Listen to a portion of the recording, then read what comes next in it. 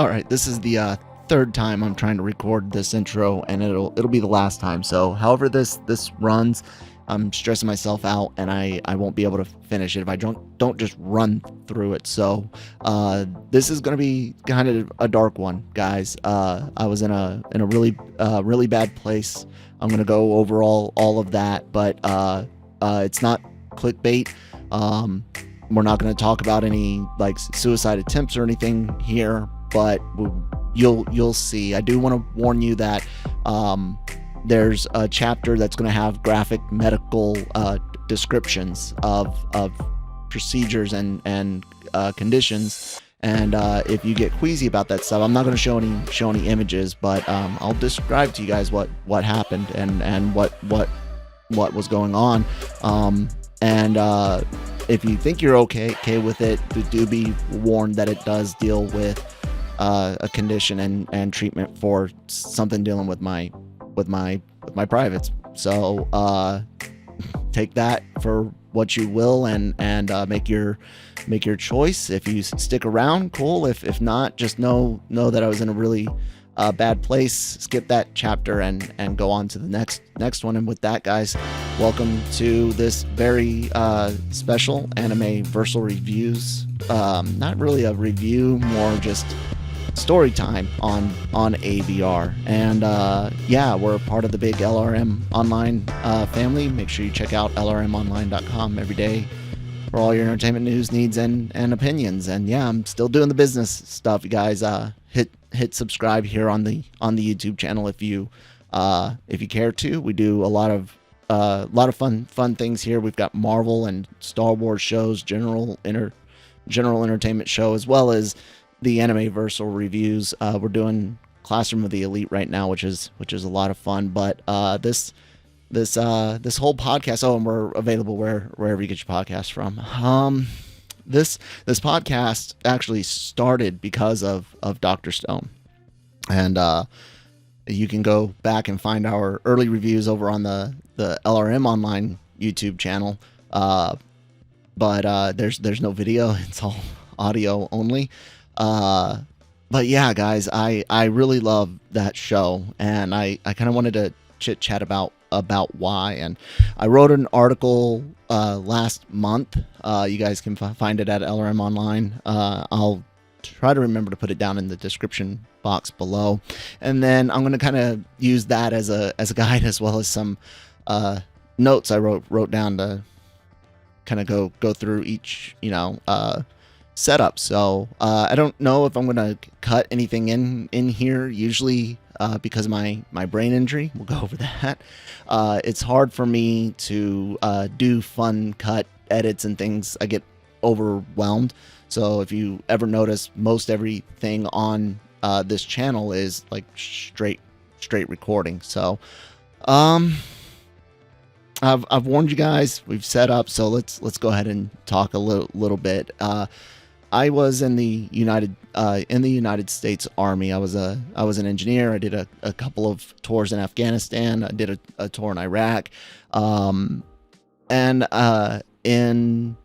during all of that, I sustained injuries. I have PTSD. I had good times, bad times. There's people way worse than me, and there's people way better than me. If you really want to see and hear more about my experiences in war, here on the GenreVerse podcast channel, we've got the my 86 reviews, the anime 86, and I go into a lot of that stuff more in detail for that show because it's relevant.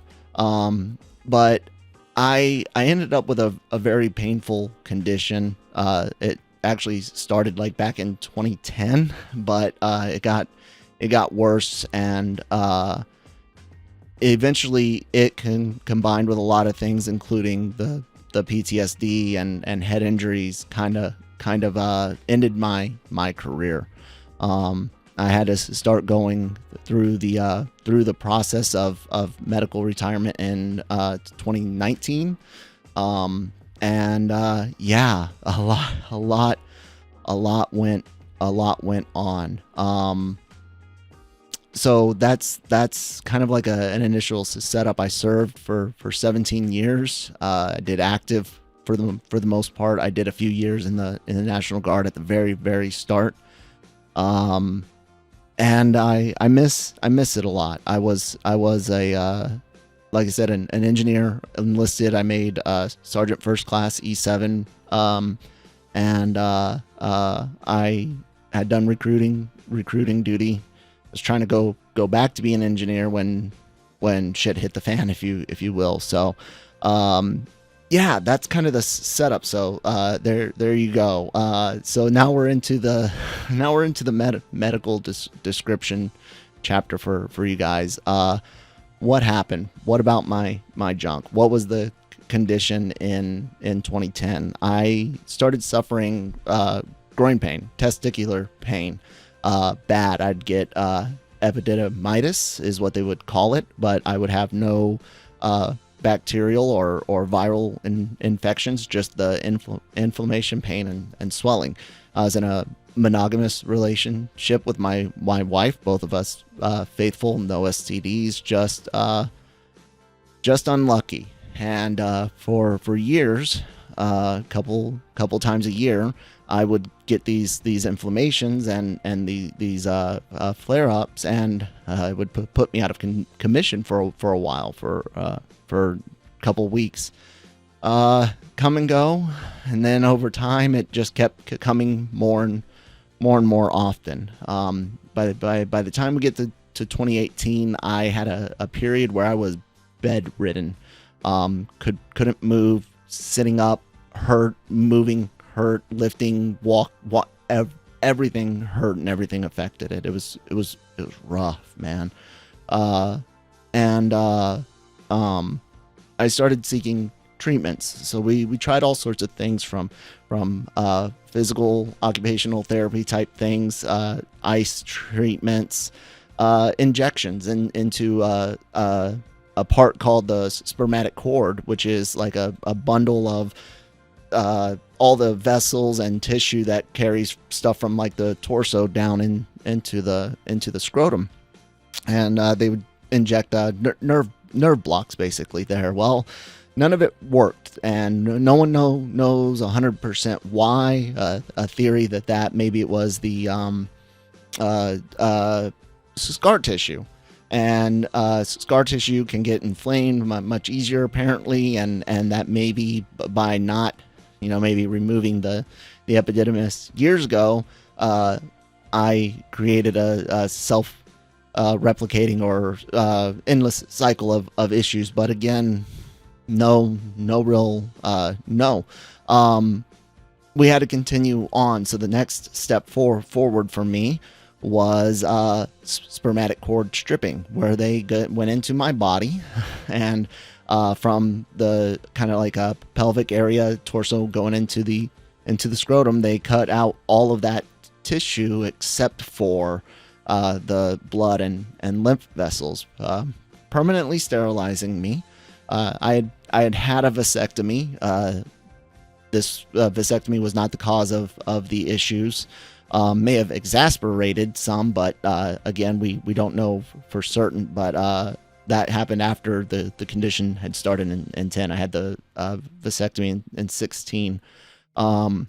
But now it couldn't be undone. There's this much stuff missing. You can't reconnect that. They did one side, and then a few months later they did the other. But after that initial surgery, swelling and stuff happened. My testicles, one of them twisted, and I ended up with torsion a few days after the surgery. I had to go in and have another surgery, emergency surgery. One, I had my testicle manually untwisted in the ER. That was god awful. And then two, they did the what they call an orchiopexy. I may have messed up that word, but they sewed them to the inside tissue in place, so they wouldn't twist up again. So yeah, I had all of that done, and then, like I said, I eventually had the other side cord stripping done as well. I thought I was good. Recovery took a while, but I wasn't good, and it came back. It came back hard, and I had to basically beg them to take the left one out because it was so bad. And they did. I now only have one testicle, not connected in any way. It doesn't do anything really. And it was bad. And while it gave me a lot of movement and ability back, I still hurt. The right one still hurts. I can't sit up for more than a few hours at a time. I can't be up for more than, I always have to recline. If you ever notice a lot of podcasts, I'm leaned back quite a bit, and that's why, is kind of relieving pressure on the nerves and stuff going down. So that's the graphic kind of description, and you combine that with my career ending, all this pain, lack of relations with my wife, all sorts of really bad stuff. And let's not forget, in November of 2019, I was in a car accident that gave me a pretty bad concussion and resulted in a lot of things, including the stutter, speech issues, and brain fog, processing. Everything kind of sounds like like white noise in my head quite often, and I used to be like a 8 core 16 thread processor, and now my brain's like a core duo, 2 cores, two threads. Sure, it's really fast. It's clocked up to 5 gigahertz, but I can't process a lot at once. So all of that combined left me depressed, sad, angry. The head injury resulted in severe sleep issues, and man, one time I was in the ER and I had seen a commercial for Dr. Stone, and didn't think about it too much. It was on Adult Swim, and I had watched anime many times before. I was a big fan growing up in the 90s. This was not my first foray. I was into anime before I even knew it was anime. Watching Robotech and Voltron, Speed Racer, and things like that. But I kind of fell out of it after the kind of like Dragon Ball and Gundam Wing early days of Adult Swim. Watching movies, the occasional show I'd seen, Attack on Titan and some others, My Hero and whatnot. But I didn't watch them religiously. But that Dr. Stone thing stuck in my mind for some reason. And like I said, after the car accident, I ended up with severe sleep disturbances. I was eventually diagnosed with a TBI-induced narcolepsy, and so my sleep schedule was way off. I would sleep a lot, and then not sleep at all, and then sleep a lot, and I ended up alone a lot on downstairs, my wife upstairs sleeping, my son upstairs sleeping, and I did all sorts of stuff. I watched old movies. I played old games. I had nothing new going on. I had no direction. I was stewing in a rut, and it was awful. I never once thought that I could actually, commit suicide, but God, did I want to go? Did I want to die? I used to tell my therapist I'm not suicidal at all. I am jokingly rapture-suicidal. If the world ended, if Christ came and returned, if an asteroid came and smashed into the planet, I would welcome it with open arms. And I meant that.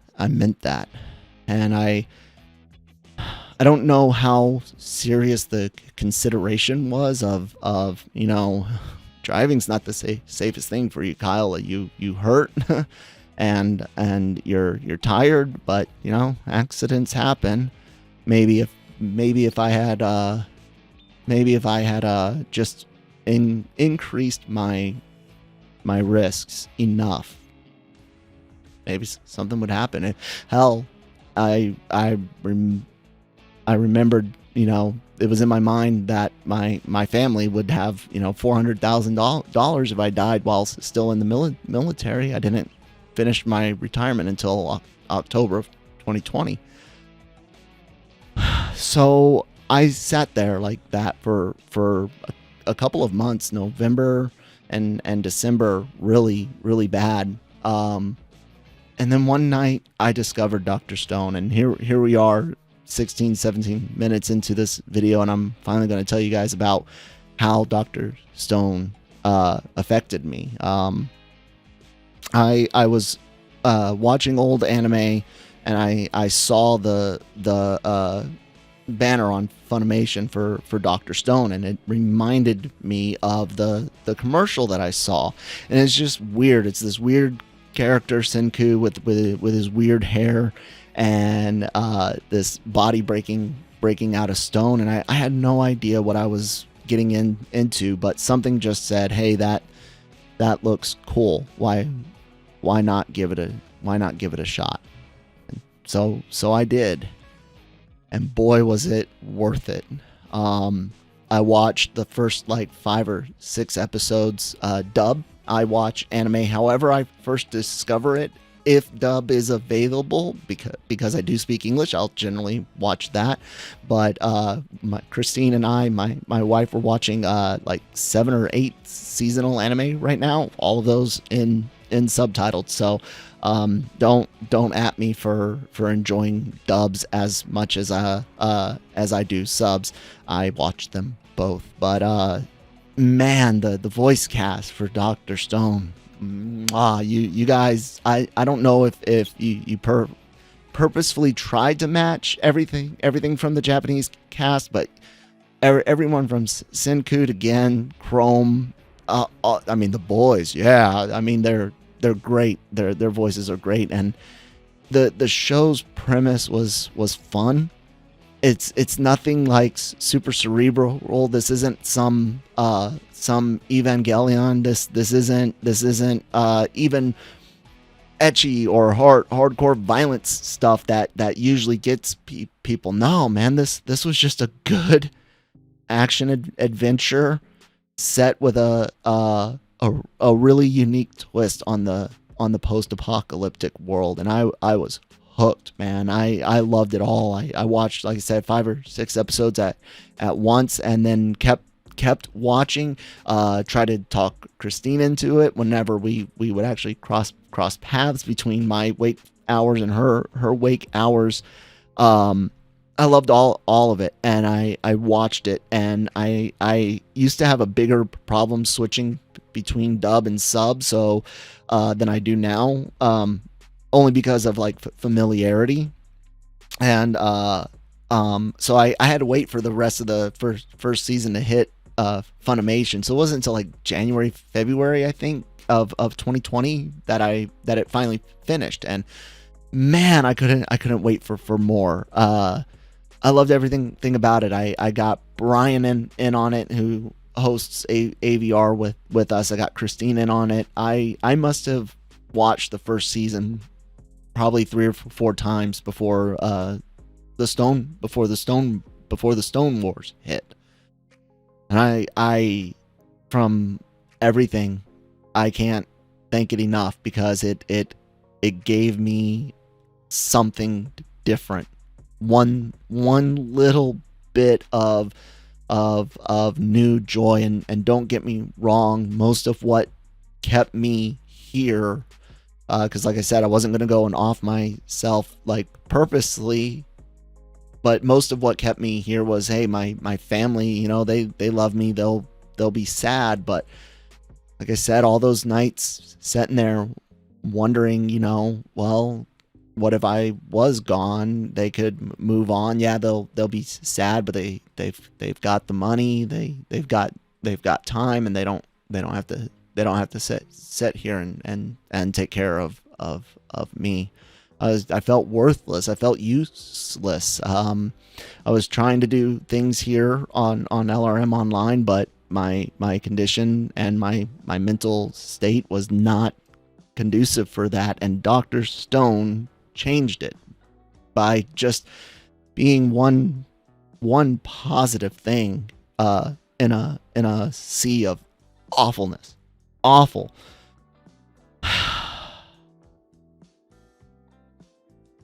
I owe it a lot. I really do. And I don't know how else to express that to you guys. It's not that it's got the best soundtrack, the best animation, the best story, the best voice actors. No, none of that. There are better things on a technical scale, on a objective look at things. You can find little plot holes and times where things just line up too perfect for Senku, but that whole realism of the science that he does use, and that while a lot of it comes down to luck for succeeding for him, the kind of grounded reality of it all, touched me as an engineer for the army, Hells, even Suika, who, oh crap, don't tell me I'm gonna tear up.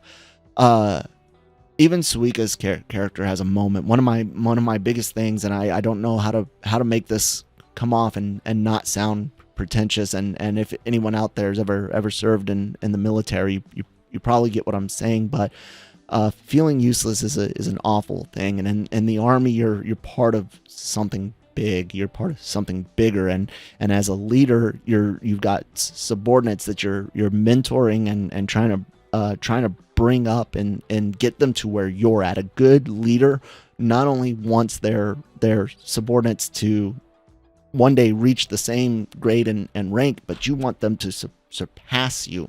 You want them to go beyond. You want them to be better than you. And I couldn't do any of that in my condition. I felt I wasn't producing anything. And it's like when Suika wants to help Senku and Chrome and Kohaku get the iron sand. She didn't want to feel useless, and all the other characters that end up joining in with the Kingdom of Science's march towards a better and resurrected world, if you will. I could really relate to that, and so with that one little spark, and knowing that the Stone Wars were coming, I created Anime-Versal reviews, and we spent 2 hours, no joke. If you go find the first review to cover the first season and prep for season 2 for Stone Wars, we talked for 2 hours, and Brian, Christine, and I, and loved it. We covered it very, very much in depth, and I'm sorry it was so long, and there's no chapters or anything. It's all audio, but it's there, and I'm better for it, and life has not always been great. I've spent a lot of time in OT, occupational therapy for cognitive processing, my hands, my speech, all of that. And I'm still trying to get better. I still have bad days. Those that watch the channel have seen me, be pretty fluent. Have seen me barely be able to talk. It's rough, but I love every time Burnout Syndrome's Good Morning World comes on my playlist, or voiced by Hatena. I loved the Ryusui special. We reviewed that, of course. When it came on screen, man, it was like the hairs on my arm raised up. It was meaningful. It was special because it was back. And again, it's not that this is the best thing ever, but God, is it not just damn good? Everything that it wants to accomplish, it does it very, very well. It's got great animation. The eyes are phenomenal, and I love how in the Ryusui's special they use the eyes, certain animations from the previous episodes in that new version of Good Morning New World. Everything is executed great, and while this might not be the best anime ever, it's absolutely my favorite. It is for me a 10 out of 10. Yeah, I really do think without Dr. Stone, I may have taken those risks, or may have just, as cheesy as it sounds, truly have lost the will to live, and who knows, people get sick, you have heart deterioration and all sorts of things. Now I get to partake in green medicine, if you know what I mean, a little THC, that I'm no longer in the military, and that has been very beneficial for me. I still have to try hard to push through things, but I also have to try really, really hard to realize when I can't. And all of that comes back to Dr. Stone and Senku's unrelenting quest to move forward. And I kind of have to do that too. And part of that is here on GenreVerse. I enjoy doing these podcasts, the reviews, the shows, the reactions. I enjoy it all. And it allows me to create still, to produce things, to touch other people, whether it's through comedy, laughing at some joke on the Cantina Podcast where we talk Star Wars, or sharing my experiences on 86, or this Dr. Stone review of sorts. By the way, just a official review, everything Dr. Stone, 10 out of 10, A plus. Yes, I'm biased as all hell. Sue me. I don't care. I love this show. I'm actually wearing, I did not intend to record this show today. I was gonna I just put this shirt on, but I figured, why not? Manny couldn't do the daily cup of genre, so yeah. And here we are 28 minutes later, guys, and I hope I've covered everything. It looks like I did on my notes, and yeah, let me know what you guys think about Dr. Stone, and then tell me what anime has touched your life. What anime not necessarily changed it for as dramatic as what I had going on, but just something that means something to you, or if you had a major cathartic moment thanks to anime, let me know what that was. It led me to where we are today. Like I said, Christine and I are watching so many shows. We're doing Classroom of the Elite, of course. Her and I are watching Harem in the Labyrinth of Another World. We're watching a couple of Cuckoos. We are doing Stepmother's Daughter is my ex. God, what is Engage Kiss?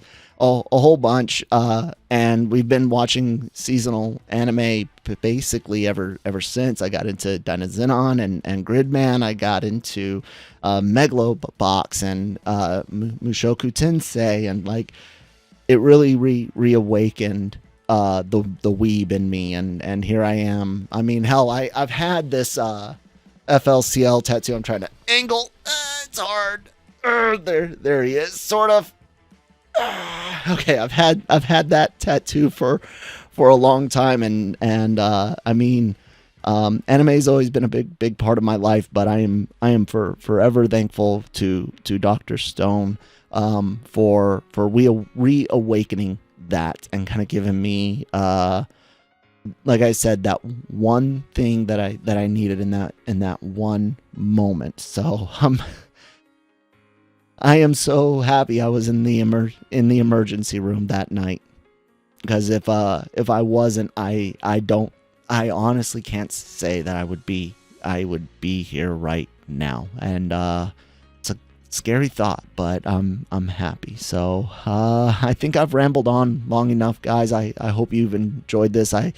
I hope it encourages others to find something, anything that can give you that little spark, and maybe even remind you of what you already have, shake you loose of that rut.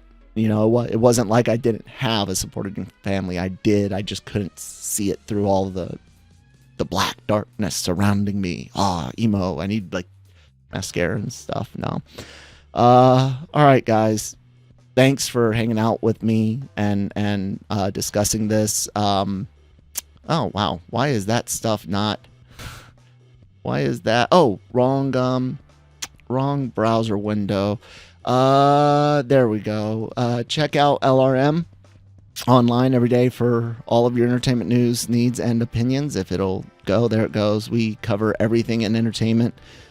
We have celebrity interviews. We have reviews, written reviews. We cover leaks and rumors, trailers. Everything goes up here, including the podcasts for Marvel, Star Wars, general geek and pop culture, anime, all available wherever you get podcasts from.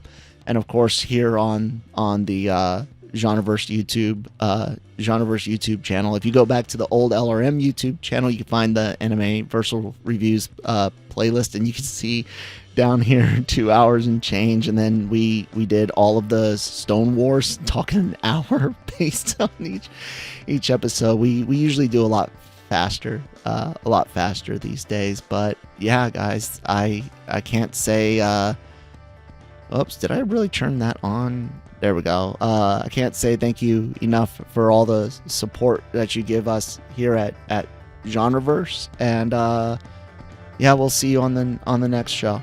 Bye.